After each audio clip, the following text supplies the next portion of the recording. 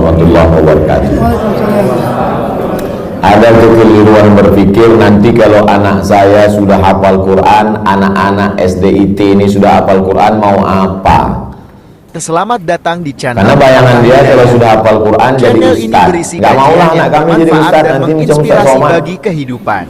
Ceramah sana, ceramah sini. Gak maulah kami anak kami jadi imam, paling-paling jadi imam tarawih.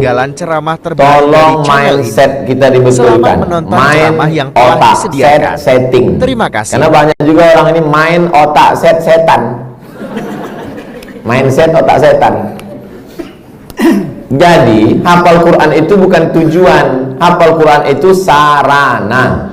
Tujuannya rumah sakit budi kemuliaan. Sarananya naik ojek, naik grab, naik mobil, naik sepeda. Ini ngapal Quran ini sarananya. Tujuannya supaya dia menjadi hamba Allah, jangan jadi hamba harta, hamba kuasa, hamba wanita. Kalau sudah dia hafal Quran SDIT, habis itu kita tidak paksa dia mau jadi apa, terserah. Anak saya tak saya paksa jadi ustaz, terserah mau jadi apa dia. Bakat dia kemana? Jadi kalau nampak dari kecil udah megang-megang jarum suntik, memang ke fakultas kedokteran lah itu. Dua kemungkinan, kalau tidak bisa narkoba. Nauzubillah. Jadi pendidikan Islam pertama dimasukkan ke kepalanya itu Quran, habis itu hadis Nabi, habis itu barulah akhlakul karimah. Itu mesti dibetulkan. Jangan nanti berpikir nanti habis ini hafal Quran jadi apa? Ya tetap jadi profesi dia. Kalau dia jadi pengacara yang hafal Quran. Kalau dia jadi tentara penghafal Quran. Kalau jadi polisi penghafal Quran. Betul kepalanya. Tak dimakannya, tak dizoliminya orang lain. Itu tujuannya. Insya Allah 10-20 tahun akan datang, generasi kita adalah generasi yang Qurani. Dan kita punya kontribusi di situ dengan SDIT ID. Bagaimana hukumnya kegiatan ilmiah dokter disponsori pabrik obat? Pabrik obat menyediakan duit 100 juta, dibuat acara ilmiah, seminar, lokakarya segala macam, atau acara agama yang menyelenggarakan dokter. Di mana letak haramnya? Mungkin akan terjadi kolusi, nepotisme, kecurangan, penilaian tidak lagi normal, dikhawatirkan terjerumus dalam gratifikasi.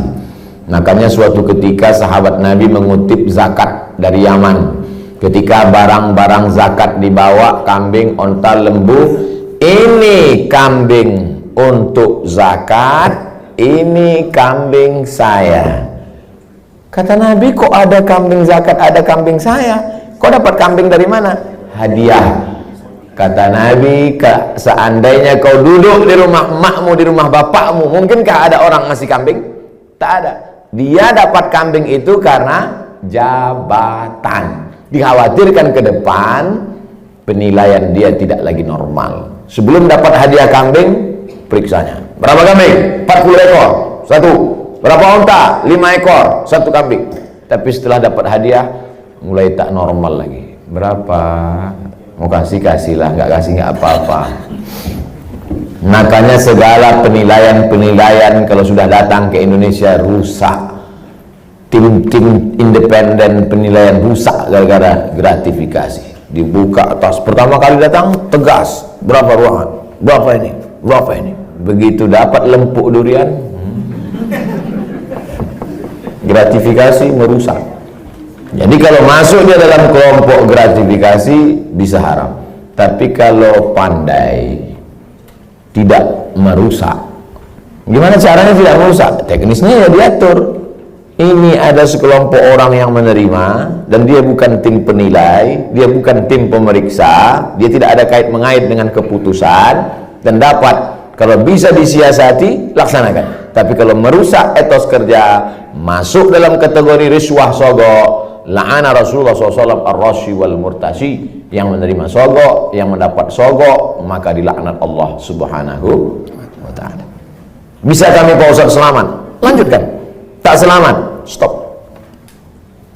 Profesi dokter pria, dokter kandungan, memeriksa pasien perempuan. La yakhluwanna rajulun ma'amra'atin illa ma'azi mahramin, tak boleh berdua-duaan laki-laki dengan perempuan kecuali tak ada mahram, kecuali ada mahram, tak boleh. Antamussa yada mar'atin la tahillu lahu, menyentuh tangan perempuan yang tak mahram lebih baik ditusuk paku dari api neraka ke kepala daripada menyentuh tangan perempuan yang tak mahram. Kena pasal-pasal ini. Tapi ada pasal meringankan, ad-darurat tubihul mahzurat. Ternyata ketersediaan dokter perempuan tidak mencukupi jumlah pasien perempuan. Itulah maka tadi saya sebutkan, kalau diterima nanti 20 anak tahfiz Quran SDIT, nanti mesti ada 7, 5, 10 yang perempuan, supaya mereka nanti akan menjadi dokter spesialis kandungan di UII nanti. Amin. Supaya mereka yang akan nanti menutupi ketersediaan SPOG, spesialis obgyn dokter perempuan. Karena kalau tidak, khawatir kita akan terjerumus. Tapi bapak-bapak yang spesialis kandungan, karena sekarang tidak terpenuhi, masuk kategori darurat. Saya sampai sekarang belum tahu survei berapa untuk kota provinsi. Terlalu besar mungkin untuk Indonesia, Provinsi Kepulauan Riau, Kota Batam saja. Berapa dokter SPOG perempuan, berapa yang laki-laki, berapa yang hamil perempuan, memanglah perempuan itu hamil. Berapa hitungannya? Kalau satu dokter itu berapa? Kalau masih dalam kategori darurat, tapi kalau hanya untuk tidak darurat. Ustadz dulu, anak Ustadz Mizian Hazik Abdullah, dokternya laki-laki atau perempuan? Perempuan. Dokter Sri namanya, di depan UIN Suska Riau, Jalan Pelajar, dokter perempuan. Tapi andai tak lagi ada dokter perempuan, hanya tinggal dokter laki-laki, pilihannya antara dua. Kalau tidak ditangani dokter laki-laki, mati. Maka tak boleh pilih mati. Assalamualaikum Bapak, ya istri Bapak sedang hamil tua, kami tidak ada lagi dokter perempuan, yang ada dua, mati atau dokter laki-laki. Biar aja mati. Tak boleh. Haram hukumnya memilih mati. La tulqu biaidikum ila tahlukah. Tak boleh menjerumuskan diri sendiri kepada kematian. Pilihlah dokter laki-laki dengan alasan darurat. Jadi Bapak dokter jangan merasa kau sedang berbuat dosa besar, tapi kau sedang menyelamatkan orang banyak. Saya tak bisa merasakan gimana rasanya jadi dokter laki-laki yang memeriksa perempuan. Apakah tak ada lagi nafsunya, atau dia macam menengok daging sapi saja? Itu tak bisa kita rasakan, karena semua kata-kata yang bercerita tentang rasa, rasa pasti berdusta. Kata tak dapat menceritakan rasa. Tak bisa. Oleh sebab itu, kalau ada terlintas di hati Bapak macam-macam, sambil memeriksa itu banyak-banyaklah istighfar. Astagfirullah. Banyak minta ampun. Solat sunat supaya hati terjaga. Tapi yakinkan bahwa perbuatan Bapak bukan dosa. Jelas jawaban saya. Bagaimana pandangan Islam suntik botox mengurangi kerutan yang tak bersifat permanen, bertahan 6 bulan? Tak boleh mencabut uban, karena uban itu nanti di akhirat akan menjadi cahaya. Lama saya berpikir, uban kok cahaya? Kenapa uban tak boleh dicabut jadi cahaya? Baca hadis, jangan baca hadisnya, baca syarah penjelasannya. Rupanya dengan melihat uban di cermin, ingat tua, ingat mati, bertambah takut, bertambah amal. Makanya dengan bertambah takut, bertambah amal, maka akan menjadi cahaya. Itu rupanya korelasi uban dengan cahaya. Apa hubungannya dengan kerut? Kerut sama uban juga sama, mengingatkan bahwa kita sudah tua. Saya dulu waktu muda tak ada nih. Saya tengok foto-foto saya yang lama waktu di Mesir, ganteng juga. Saya sudah tua. Tapi dengan tua ini kita sadar sudah tua, bahwa kita ini akan mati. La'ana Rasulullah SAW al-wasimat. La'anallahu al-wasimat. Hadisnya riwayat Abdullah bin Mas'ud. La'anallahu al-wasimat. Allah melaknat perempuan tukang buat tatu. Wal mutasimat, minta buatkan tatu. Wal mutanammisat, apa ini? Alis, mencabut alis, mencukur alis. Wal mutafallijat, gigi. Karena orang kalau sudah bertambah tua, bertambah giginya. Bukan gigi itu bertambah panjang dia. Maka gigi itu dia taati. Zaman dulu orang kalau mau nikah tak ada pakai akte kelahiran. Sama macam mau beli sapi kurban, kambing kurban. Gimana kita tahu umur kambing itu sudah 2 tahun? Tengok giginya. Orang pun juga tengok giginya. Mau taati gigi. Wal mughayyirat, yang nomor 5, merubah ciptaan lil husni, karena untuk mempercantik. Kalau merubah ciptaan dari yang tak layak menjadi layak. Ibu bapak dokter yang gigi, tukang pasang kawat gigi, jangan sangka itu perbuatan haram. Ada memang dia perlu. Ada orang ini kalau dia senyum sama kita 3 hari kita tak bisa tidur. Nah, itu memang perlu dibetulkan, perlu diluruskan, diperbaiki. Tapi kalau hanya untuk gaya-gaya aja, hari Senin pink, hari Selasa hijau, ini mubazir, perbuatan saya saudara setan. Oleh sebab itu maka kira-kira suntik botok mengurangi kerutan ini termasuk yang mana nih? Masuk kategori nomor 5, mughayyirat lil husni, merubah untuk mempercantik-cantik saja. Sebetulnya saya tengok-tengoklah, dia sebetulnya tidak berubah jadi cantik, dia saja merasa cantik. Berapa banyak orang yang operasi pipi, operasi dagu, operasi hidung, dia merasa cantik, kita takut. Saya terus terang dengan orang operasi takut sini. Dan saya tengok wajahnya yang operasi itu bentuknya sama-sama aja semua kan, sama macam bencong. Hidung panjang, dagu panjang, panjangnya tak tentu arah enggak. Rupanya silikon itu tidak bisa berinteraksi dengan darah. Akhirnya busuklah darah di hidung ini. Kata dokter ini mesti dipotong hidung ini. Alhamdulillah ada terapi lintah. Akhirnya digantungkanlah lintah di sini. Untuk menyedot nanah tadi. Biasanya kalau kulit kita digantungkan lintah, itu 1 hari lintah itu bisa tahan nyaman. Tapi pas ditempelkan ke hidung, asal tempel jatuh, kata lintah pun tak mau. Terapi lintah, bayangkan itu lintah. Yang mau lintah darat aja yang mau. Saking kan busuknya hidung yang gara-gara silikon tadi. Wala udhillannahum, aku sesatkan mereka, kata setan.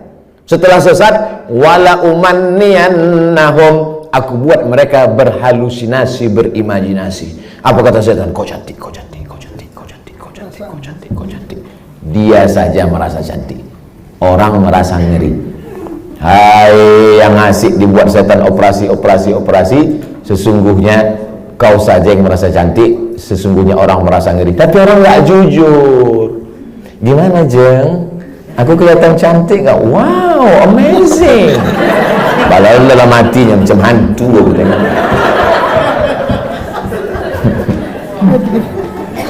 Baru dijawab, udah datang pertanyaan. Suntik filler untuk memancungkan hidung dan melancipkan dagu yang bersifat tak permanen 6 bulan.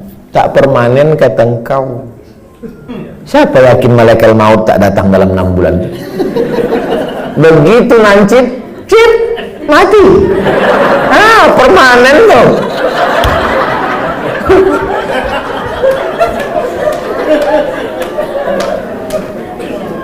Kau cantik bukan karena dagu kau lancip, kau cantik bukan karena hidung kau panjang, kau cantik karena bekas air wudhu, kau cantik karena habis baca Quran, kau cantik. Yang mengatakan cantik tak cantik itu kan hati, betul? Bapak-bapak ganteng, bininya tidaklah jelek, tapi rasanya taklah sepadan berjalan. Pas ditanya orang, pak, siapa perempuan paling cantik? Itulah yang paling cantik, gitu deh. Entah dia jujur, entah takut, Allah alam. Karena antara jujur dan takut ini beda-beda tipis. Tapi yang jelas kata dia, cantik itu membuat cinta atau cinta itu membuat cantik?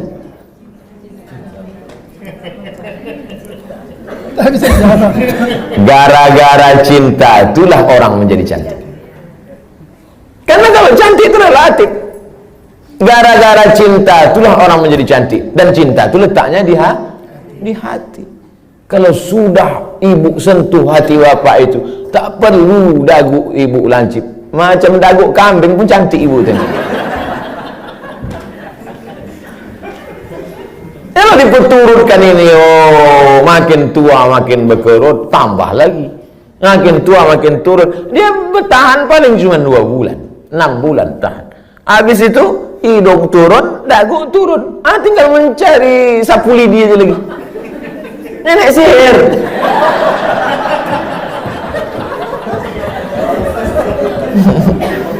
Berhentilah. Berhenti. Usah diperturutkan ajakan setan ini. Yang mengerjakannya gimana, Pak Ustaz? Kalau perbuatan itu haram, maka yang melakukannya pun ikut haram. Orang yang memberikan fasilitasnya pun ikut haram. Maka terjerumus dalam perbuatan haram kolektif. Saya kan cuma jual khamar.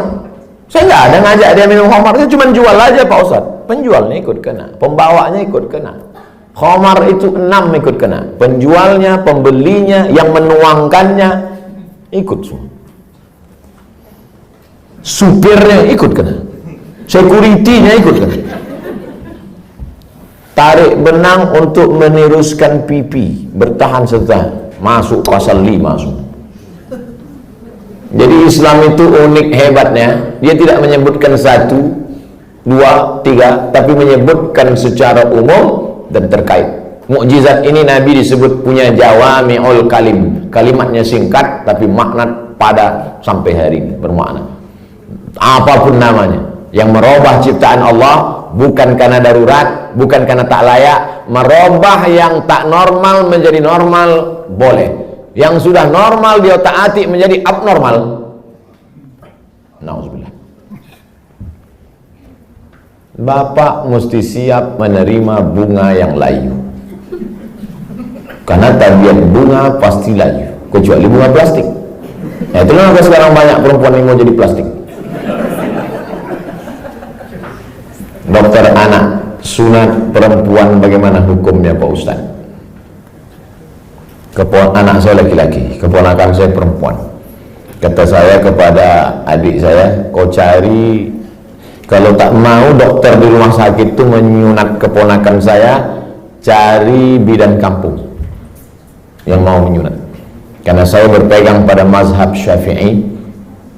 Ada mazhab yang mengatakan sunat tak perlu. Mazhab Hanafi, Maliki, Hambali mengatakan sunat bagi perempuan itu tidak wajib. Sedangkan saya berpegang pada mazhab Syafi'i mengatakan wajib. Adakah khitan sunat perempuan pada zaman Nabi? Ada. Nabi mengatakan kepada si perempuan itu, kau potong tapi jangan terlalu banyak. Maaf, na'udzubillah, hari ini bisa menyebabkan frigid dan lain sebagainya. Tapi rupanya manfaat lain dari memotong khitan pada perempuan itu adalah meminimalisir libido seksual. Begitu kata ulama-ulama dulu. Oleh sebab itu saya sampai hari ini tetap berpegang pada mazhab Syafi'i. Anak perempuan kalau tak mau dokter memotong karena takut bahkan bisa masuk HAM, hak asasi manusia, banyak saja pasal-pasal yang mereka lakukan. Sedangkan di zaman Nabi yang pakaian tertutup, makanannya bersih, tontonannya bersih. Apalagi zaman sekarang tontonannya maksiat, makanannya memicu libido seksual dengan berbagai macam cerita hubungan. Maka khitan amat sangat baik. Salah satu usaha meminimalisir. Bagaimana cara sebaiknya bagi dokter anak menasehati Orang tua yang menolak imunisasi bayi. pihak ortu imunisasi bayinya sejak lahir? Dulu saya diundang oleh Kementerian Kesehatan Provinsi Riau, videonya kan viral, coba cari. Sosialisasi suntik imunisasi. Saya jelaskan di situ bahwa fatwa Majelis Ulama Indonesia beda antara bendanya ini halal atau memakainya yang mubah. Boleh. Nah, jadi ini dua fatwa nih. Bendanya tidak halal. Sampai sekarang tak ada fatwa MUI bahwa barang itu halal. Karena memang dia dibuat dari babi. Maka tak ada fatwa halal. Yang ada itu fatwa mubah, boleh menggunakannya karena alasan memilih dua mudarat yang terringan. Cacat, sakit, mati dengan babi. Kalau kita masuk ke hutan, pilihannya babi sama mati. Pilih mana? Pilih babi atau mati? Orang Batam pilih gonggong. Tidak boleh pilih mati, pilih babi. Pergilah kita berdua ke dalam hutan, tak ada makanan. Ustaz, pilihannya dua nih Ustaz, kita mati atau makan babi? Ayo kita makan babi nih. Hanya untuk menyambung hidup, sementara dapat pisang. Tapi setelah dapat pisang, tinggalkan babi. Yang gua nanti pas dapat pisang, saya makan pisang. Bro, ayo makan pisang. Enak babi nih Ustaz. Tak bisa. Mana tahu nanti datang pakar medis dunia, entah dari mana, dibuatnya lah barang dari yang halal, maka kita tinggalkan yang ini. Tapi sementara dia datang, maka menggunakan ini hukumnya mubah. Jelaskan itu. Kami tak bisa menjelaskannya Pak Ustaz. Tontonlah video ini, potong 1 menit tak sampai tadi, masukkan ke Instagram, tontonkan ke ibu tuh. Saya tak mau, tonton ibu. Nggak mau, ini Ustaz radikal katanya. Kalian carilah Ustaz yang agak-agak lembut sedikit. Bagaimana cara dokter bisa lillahi ta'ala, bisa menghindari sifat riak, sombong, bila kita memiliki kelebihan keahlian dibandingkan dokter-dokter lain. Insya Allah nanti kalau sudah berdiri, pas pembelian tanah pun nanti pas ini soalnya yang saya cakapkan ini tak bisa pakai teori. Kita ID sudah survei dapat tanah 1 hektar di Anung, harganya 200 juta. Ini dokter yang sombong, yang riak, yang mobil mewah, kesini duluan bawakan proposal. Assalamualaikum Pak Dokter. Pak Dokter kan pasiennya banyak. Oh iya kata dia, saya yang paling hebat di Batam ini kata dia. Rumah Pak Dokter kan paling bagus. Oh iya kata dia, rumah saya yang paling mahal. Ini tanah ini 200. Aduh semua utang kata dia. Jadi kalau mau menghilangkan kesombongan, keangkuhan, nih pas praktek nih. Makanya nanti pas hari ulang tahun ID, peringatan hari besar ID, jalan-jalannya itu ke danau, ke bukit, ke mall, oke sudah itu udah. Jalan-jalan ke panti asuhan, jalan-jalan. Tapi kalau kita sudah punya sendiri, maka tiap hari pertemuan dibawakan, tiap bulan datang di grup ada terus. Belum bayar, ini anak 4, maka insya Allah itu menghilangkan keangkuhan, kesombongan, keegoan segala macam.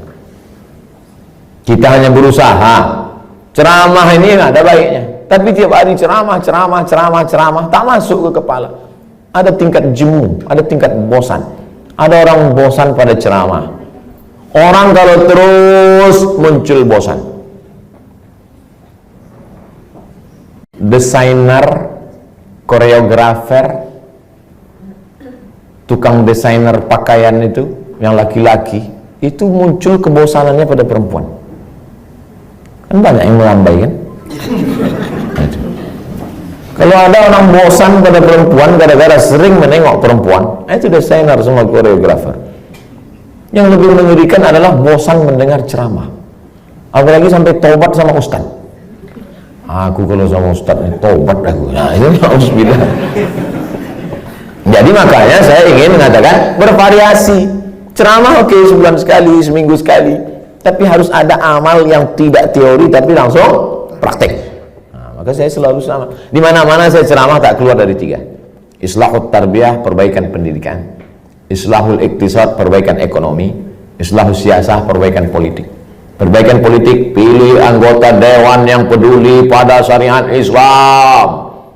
Perbaikan ekonomi, belanjalah ke warung tetangga, bangkitkan ekonomi umat. Perbaikan pendidikan, masukkan anak-anak ke pondok pesantren. Yang punya duit banyak, beli tanah, dirikan sekolah. Karena sekolah yang ada sekarang belum mampu untuk menampung anak-anak kita, apalagi anak-anak yang tak mampu. Daftar ulang 17 juta. Anak siapa yang bisa? Tak tertampung. Yang sekarang tidak mendapat pendidikan layak itu 10 tahun lagi, 3 tahun SMP, 3 tahun SMA, 4 tahun S1. Yang sekarang SMP cabut, mabuk, sakau, lem kambing, itu yang akan jadi anggota dewan tahun 2040. Satu-satunya jalan memperbaiki umat lewat pendidikan. Dan ID tidak hanya menyehatkan badannya, tapi juga menyehatkan generasi ke depan, insyaallah. Amin. Udah aku sampaikan ya Allah. Kalau tak percaya juga ID nintahlah.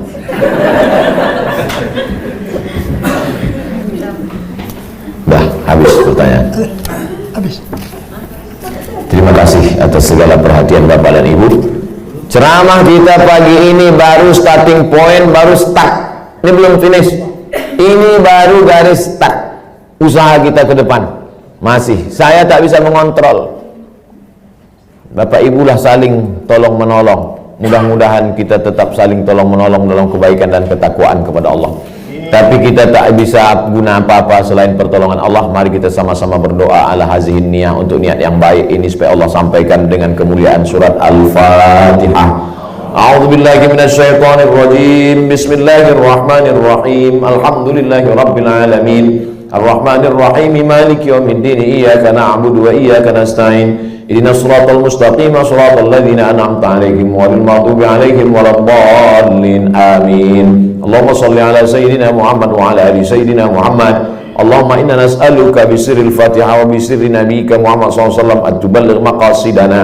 Dengan kemuliaan selawat dan kemuliaan surat Al-Fatihah, sampaikan niat baik kami ya Allah. Wa taqdi hajatina, tunaikan hajat-hajat kami, hajat dunia, hajat akhirat ya Allah.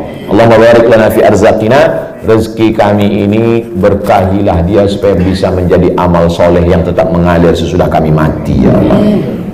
Allahumma alif baina qulubina, satukan hati kami, pertautkan jiwa kami supaya kami ikhlas beramal karena Engkau. Semoga bermanfaat. Sekian, terima kasih. Wassalam.